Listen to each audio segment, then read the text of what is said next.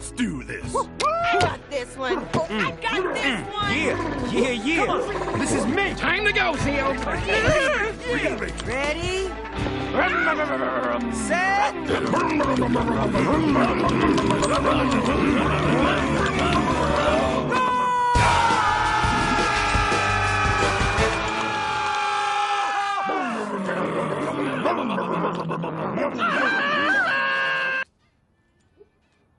Look, he dead.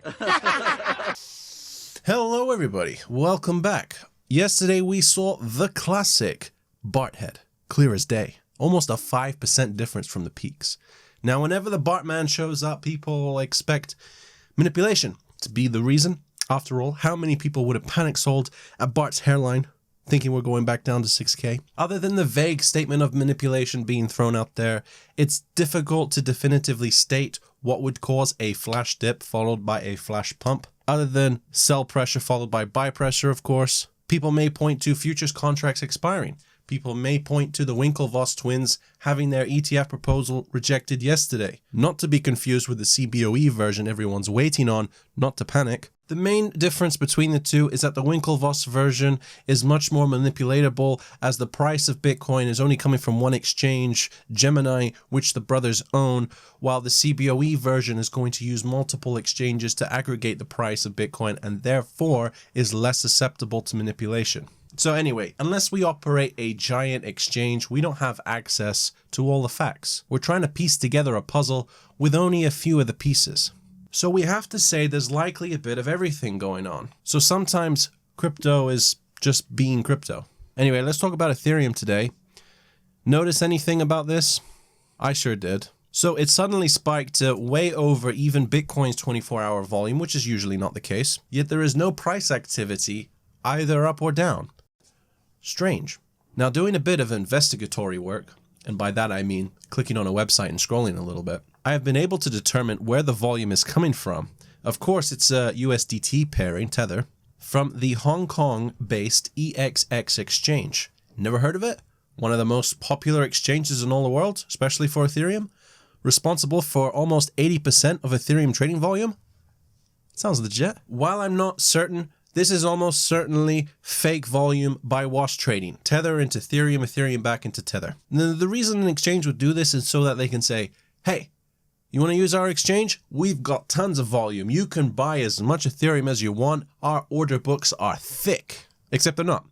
If you want to buy over 20K of Ethereum, you might get a wildly fluctuating price because the volume actually isn't there. And EXX is hardly alone in this, but they're certainly being the most obvious today. There are plenty of rip-off Chinese exchanges that both CoinMarketCap and LiveCoinWatch have recently listed. They seem super popular, but no one's ever heard of them. It's something that even legit exchanges are possibly guilty of, but without access to more information, we'll never know. So this is just crypto being crypto. Anyway, back to Ethereum. I got sidetracked there. At one point a couple of weeks ago, there were really quite high fees and congestion on the Ethereum network. Now, one particular exchange and their wash trading was to blame, as well as the usual suspects of Ethereum's still to date most popular decentralized application being CryptoKitties. And now a couple of Ponzi games are also very popular. It's still early days, Cam. Crypto's still the future. It's just early days. Ethereum's next upgrade, designed to tackle exactly congestion and network fees, is currently being implemented, but we can expect it to go live within a few months. Still no update yet on when Ethereum exactly is going to hard fork over to a proof of stake model where you will no longer be able to mine it. Lastly, with a little bit of altcoin news, Enjin has launched its mainnet today. Now, the interesting thing about this is that game developers can now use Enjin to tokenize whatever they want inside of their games. So we know about the Minecraft partnership, which as far as I understand is going to be only on certain private servers. But what other developers are planning on using Enjin Coin? That would be War of Crypto and Nine Lives Arena. Alright, that's it for me today. In case you're wondering why I sound a little bit different today, I'm using my old microphone. The reason being there's construction next door and this one does a better job of eliminating background noise. I do prefer my newer one because it affords me some possibility to move around my tiny office. But I have a sneaking suspicion this one's going to sound better than the newer one.